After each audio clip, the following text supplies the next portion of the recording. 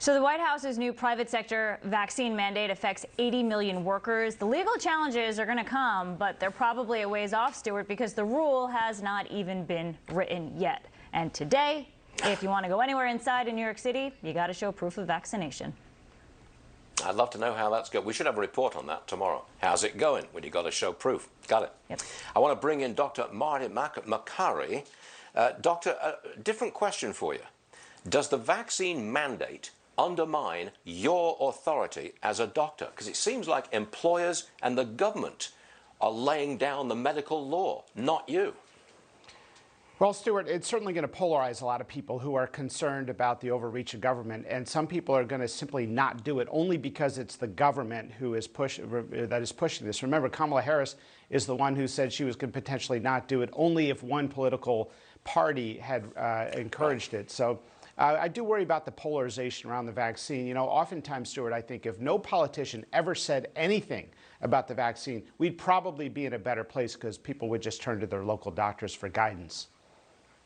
Well, surely some doctors would say to pregnant women, no, don't get the vaccination. They'd exercise their medical judgment over and above their employer or the government. I mean, is that an instance where your authority has been undermined? Well, I will tell you that 100 million Americans have had the infection, and we've disenfranchised them by telling them you still have to get it. Also, kids are having complications from the second dose. Teenagers, a rate of about 1 in 7,000 boys are getting heart complications after the second dose. So there's unintended harm with these blanket mandates. And by the way, it's coming at a point where we're going to have the rule get written. That'll take about a month or two. The legal challenges, and by then, Delta will have probably burned through the rest of the population. The timing is fascinating. Some doctors are saying, and this is in the Wall Street Journal, some doctors say that COVID could become like the flu if more people get vaccinated. You agree with that? Well, I know it's not a very attractive idea, but I think it is the reality. And if you don't like it, you can blame the researchers that never banned gain-of-function research.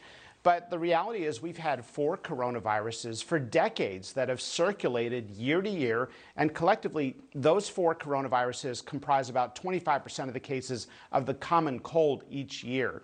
COVID will become the 5th seasonal coronavirus and circulate. And you know what? If it's downgraded to the point where it doesn't cause severe illness or hospitalizations, that's okay. Here's something that's not getting much publicity. New cases of the virus are down 7% week over week in the United States. I think we can see the other side of the Delta surge, can we? Yeah, many say there will be a boom and bust because we've seen that in India. India had very low vaccination rates, and yet it ripped through the population, and they're at very low levels after a big spike. We're in the middle of the Delta wave right now, but if you look at it nationally, it's really a series of different waves, and they're staggered in terms of their timing. The states that got hit earliest are the states where we have a preview of what to expect, Missouri and Arkansas, and in those states, cases are down about 25%. That's a lot. Doctor, thanks for joining us. I'm sure we will so see much. you again soon, sir. Many thanks. Got it.